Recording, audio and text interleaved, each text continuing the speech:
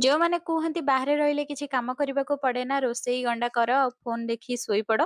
ଆଜିର ଭିଡିଓଟା ସେଇମାନଙ୍କ ପାଇଁ। ମୋ ଭିଡିଓକୁ ଏଣ୍ଡ ଯାଏ ଦେଖନ୍ତୁ। ସକାଳୁ ନୋଟ କରିସାରିଲା ପରେ ମୁଁ ଆସିକି ଖାଇବା ବନେଇ ଦେଇଥିଲି। ଖାଇବାରେ ଥିଲା ଭାତ, ଡାଲମା।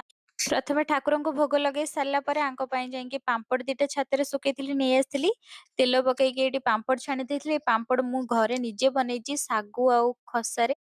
12ଟା ବାଜି ଯାଇଥିଲା ଆଉ ଇଏ ଡ୍ୟୁଟି ପାଇଁ ରେଡି ହେଇଯାଇଥିଲେ। ମୁଁ ଆଙ୍କୁ ନେଇକି ବାଢି ଦେଇଥିଲି ଖାଇବା ପାଇଁ। ଖାଇସାରି ଯିବା ପରେ ମୁଁ ବସି ପଡିଥିଲି ଖାଇବା ପାଇଁ। କାହିଁକି ନା ଖାଇସାରିଲା ପରେ ମତେ ବହୁତ ସାରା କାମ କରିବାକୁ ଅଛି।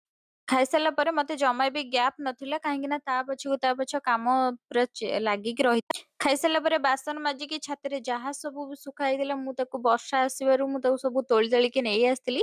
ତାପରେ ଡବା ଗୁଡା ଧୋଇ ଦେଇଥିଲି। ଡବା ପୋଛିକି ପ୍ରଥମେ ଛତୁଆ ପୁରେଇ ଦେଇଥିଲି। ତାପରେ ବାଦାମ ଆଉ ପାମ୍ପଡ ଯୋଉ ଆଣିଥିଲି ତାକୁ ବି ଡବାରେ ଭରିକି ଦେଇଥିଲି। କାଲି ଗୋଟେ ପ୍ୟାକେଟ ନୂଆ ଅଟା ଆଣିଥିଲେ ତ ମୁଁ ଆକୁ ବସିକି ଏଇଠି ଚଲେଇଲି।